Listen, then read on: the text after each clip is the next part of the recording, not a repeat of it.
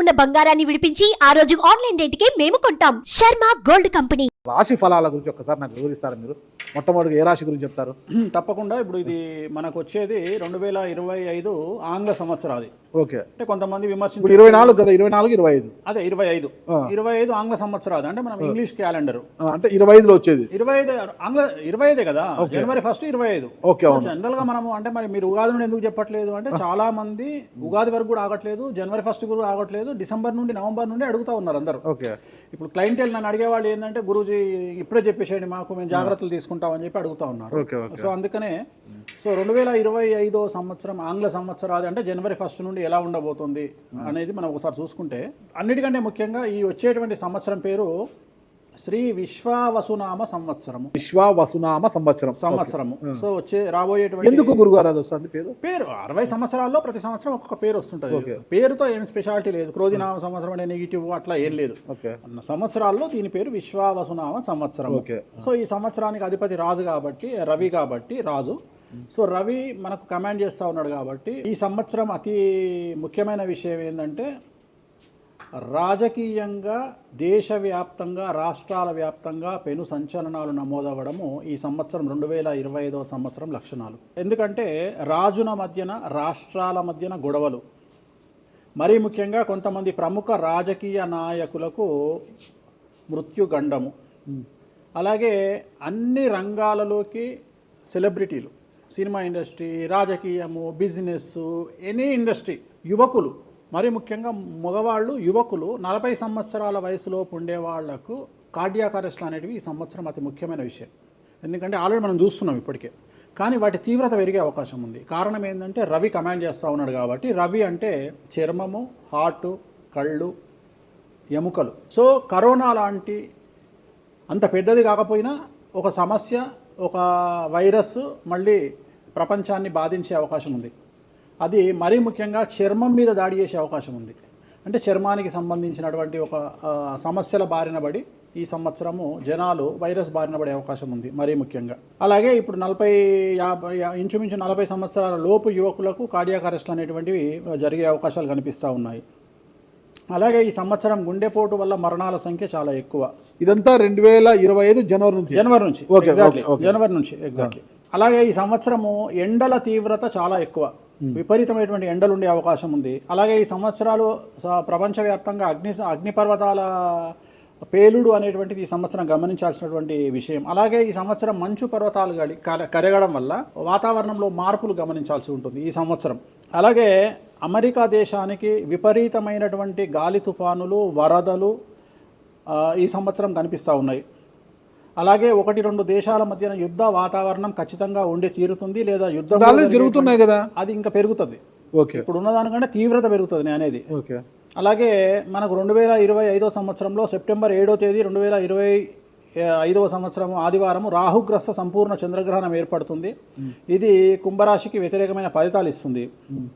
అలాగే వచ్చే సంవత్సరం అంటే 2025 సంవత్సరంలో మే 9వ తేదీ నుండి సరస్వతి నదికి పుష్కరాలు అనేటువంటివి ఏర్పడతా ఉన్నాయి.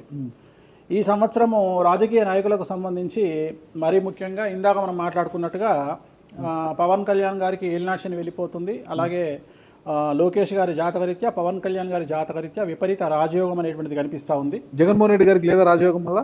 ఇప్పుడు లేదు, ఈ సంవత్సరం లేదు. అంటే 2025 సంవత్సరంలో లేదు. 29 కన్నా ఉందా? అది మన తర్వాత మాట్లాడుకోవాలి. ఓకే. 25లో మాత్రము నేను అనేది ఏంటంటే ఇప్పుడున్న స్థాయి కంటే వీళ్ళిద్దరికి ఇంకా పై స్థాయికి వెళ్లే అవకాశం ఉంది, లోకేష్ బాబు గానీ పవన్ కళ్యాణ్ గారు కానీ. అదే నాకు అర్థం కావడం, వాళ్ళిద్దరు మంత్రులే, నాకు అర్థం కాదు. ఇంకా ఇప్పుడు ఉన్నటువంటి పదవుల కంటే కూడా గొప్ప పదవులను వీరు పొందేటువంటి అవకాశాలు కనిపిస్తున్నాయి. రాజ్యసభ తీసుకుని కేంద్రానికి వెళ్తారా? కేంద్ర మంత్రులు వెళ్తారా? కేంద్ర మంత్రులు వెళ్తారా? పెద్దదే కదా, కేంద్ర మంత్రి అనేది పెద్దది కదా. సో అది ప్రభాస్ గారి జాతకంలో చాలా అనుకూలమైనటువంటి ఫలితాలు, శుభవార్తలు వినేటువంటి అవకాశాలు కనిపిస్తా ఉన్నాయి. వివాహం అవుతుందా చెప్పలేము, ఎందుకంటే తులారాశి కాబట్టి వివాహం కావచ్చు. సో ఫ్యాన్స్ కి ఇది పండగనే, పెద్ద పండగనే. ఓకే. సో ఇది ఓవరాల్ గా ఇంకా బేసిక్ డీటెయిల్స్, అంటే ఓవరాల్ 2025లో ఎలా ఉంటుంది. సో ఇప్పుడు మనం రాశుల గురించి కనుక తీసుకున్నట్లయితే ఎలా ఉంది, రెమెడీస్ ఏంటి? ఎస్. నెక్స్ట్ 11వ రాశి అయినటువంటిది కుంభరాశి. 11వ రాశి కుంభరాశి. ఈ సంవత్సరం కుంభరాశి వారికి ఆదాయం 8, వ్యయం 14, రాజపూజ్యం 7, అవమానం 5. శని జన్మం నుండి మళ్ళీ ఏలినాటి శనికి వస్తున్నాడు. 3వ ఫేజ్ ఏలినాటి శని ఈ సంవత్సరం ప్రారంభమవుతుంది. శని వల్ల సమస్యలు కనిపిస్తూ ఉన్నాయి. ముఖ్యంగా మానసికమైన ఆరోగ్యపరమైన ఇబ్బందులు, ఏలినాటి శని ప్రభావం తీవ్రంగా ఉండడం వల్ల మతి భ్రంశము, బుద్ధిమాంద్యము, ఏమి చేయాలో తెలియనటువంటి పరిస్థితి, అలాగే ఆరోగ్య భంగములు, ఆదాయమునకు ఇబ్బంది, అలాగే ఈ సంవత్సరం ఇన్కమ్ ట్యాక్స్ లేదా జిఎస్టీ సంబంధిత సమస్యలు, న్యాయపరమైన ఇబ్బందులు, సంతానం వల్ల చికాకులు, మరీ ముఖ్యంగా తల్లిదండ్రులలో ఒకరికి ఆరోగ్య భంగములు లేదా ప్రాణ నష్టం అనేటువంటిది ఈ సంవత్సరం గోచరిస్తూ ఉంది. వ్యాపారస్తులకు ట్యాక్స్ల పరంగా ఇబ్బందులు, ప్రభుత్వ ఉద్యోగస్తులకు ఐపీఎస్, ఐఏఎస్ లాంటి వారికి ఏసీబీ లేదా సిబిఐ లేదా ఈడీ నుండి సమస్యలు ఏర్పడే అవకాశాలు కనిపిస్తూ ఉన్నాయి.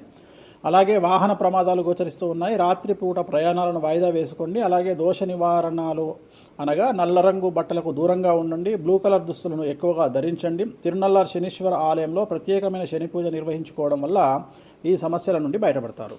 అన్నీ మీరు 12 రాశుల గురించి చెప్పారు గురుగారు. అట్లా ఎక్కువగా ఒక పూజ మాత్రం ఎక్కువగా చెప్పారు, చాలా మందికి కూడా చెప్పారు. తిరునల్లార్ శనీశ్వర ఆలయం శని ఎఫెక్ట్. ఓకే, ఎక్కువ మందికి తిరునల్లారు చెప్పిన అక్కడ ఎంత 450 రూపాయలు ఉంటుంది పూజ. అది తిరునల్లారు పాండిచ్చేరిలో ఉంటుంది. అక్కడికి వెళ్ళి పూజ చేసుకుంటే సరిపోతుంది. ఇది పేరును బట్టి ఈ రాశుల ప్రకారం ఇలా ఉంటుందని మీరు రాశారా, లేకపోతే వాళ్ళ డేట్ ఆఫ్ బర్త్ ప్రకారం? నక్షత్రం బట్టి, నక్షత్రాలు. ఓకే, నక్షత్రాలు వాళ్ళకి అర్థమైపోతుంది. వాళ్ళ నక్షత్రాన్ని బట్టి. అశ్విని నక్షత్రం మేషరాశి, భరణి నక్షత్రం మేషరాశి, పుష్యమి నక్షత్రం కర్కాటక రాశి. మీ రాశి నా రాశి ఒకటే. నా రాశి ఏదో నాకు తెలియదు గురుగారు. మీది వృశ్చిక రాశి. మీది అదేనా?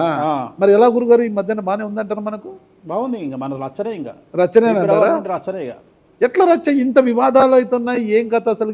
ఇంకా లైఫ్ అన్నప్పుడు ఇప్పుడు రేవంత్ రెడ్డి ఉన్నాడు. రేవంత్ రెడ్డి ఎన్ని కష్టాలు అనుభవిస్తే సీఎం అయినాడు అంటే ఇక కష్టం తర్వాత సుఖం రెడీగా ఉంటుంది. ఓకే, ఇప్పుడు కష్టపడ్డారు కాబట్టి మీకు సుఖం ఉంది అంటారు. మీకు కాదు, మళ్ళీ మీకు మనకు అందరికీ. ప్రతి మనిషి జీవితంలో పండ్లున్న చెట్టుకే రాయి దెబ్బలు, అంతేగాని పళ్ళు లేని చెట్టుని ఎవడు పట్టించుకుంటాడు?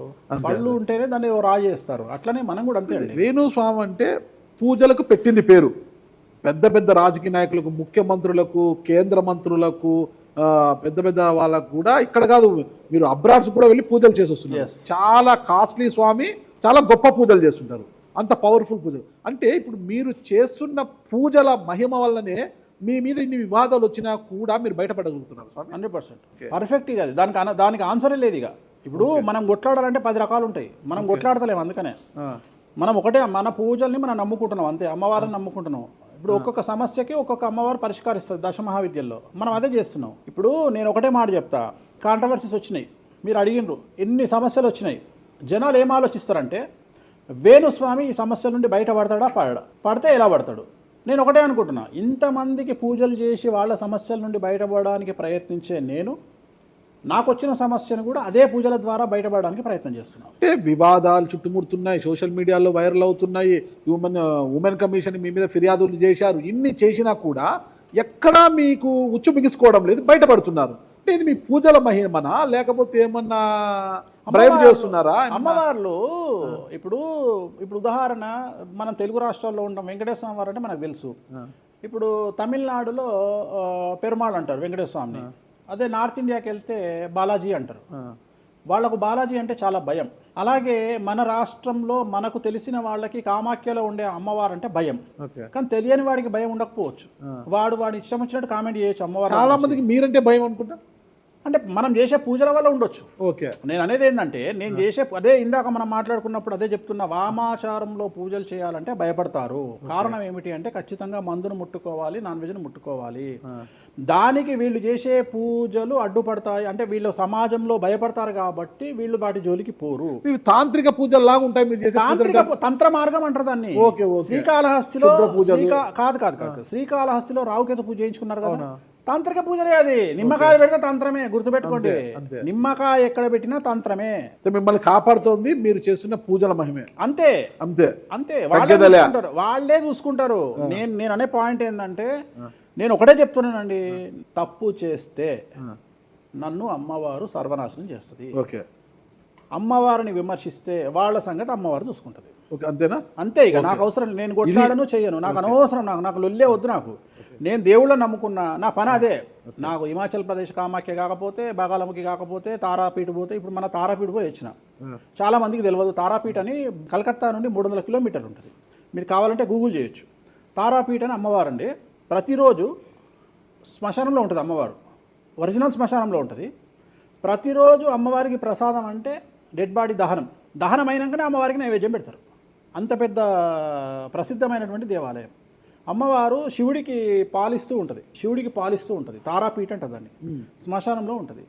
ఆమె జనరల్గా ఎవరైనా సరే ఎందుకు పూజ చేస్తారు ఆమె అంటే, జీవితంలో మనం వెళ్తూ ఉన్న సందర్భంలో సడన్గా స్టక్ అయినామనుకోండి, బౌన్స్ బ్యాక్ అవ్వడానికి పనిచేస్తుంది. అంటే ఉదాహరణ, ఒక ముఖ్యమంత్రి స్థాయి వ్యక్తి ఓడిపోయినప్పుడు, ఒక మంత్రి పోయినప్పుడు, ఒక ఐఏఎస్ సడన్గా తన జాబ్లో డిస్టర్బెన్స్ వచ్చినప్పుడు, ఐపీఎస్ డిస్టర్బెన్స్ వచ్చినప్పుడు ఈ పూజ కనుక అమ్మవారిని దర్శించుకుంటే ఒక్కసారి మళ్ళీ వాళ్ళు బౌన్స్ బ్యాక్ అవుతారు.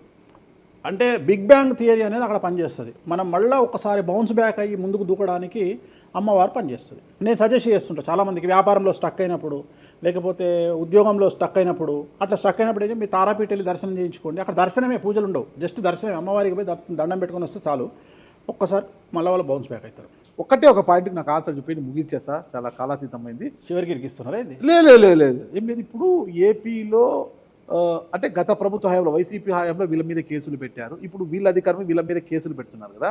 ఈ కేసుల పరంపర ఇలా కొనసాగి జగన్మోహన్ రెడ్డి గారు జైలుకి వెళ్ళే అవకాశం ఉంది. వచ్చే సంవత్సరం మే 9వ తేదీ వరకు అవకాశం ఉంది, దాటితే లేదు. ఇది ఓవరాల్గా వేణుస్వామి గారు ఇచ్చారు. మీకు ఏదైనా అనుమానాలు ఉన్నా డైరెక్ట్గా వేణుస్వామి గారికి ఫోన్ చేయండి, మీ అనుమానాలను నివృత్తి చేసుకోండి. థ్యాంక్ యూ గురుగారు, నమస్తే. ఓకే, ఓం నమో వెంకటేశాయ.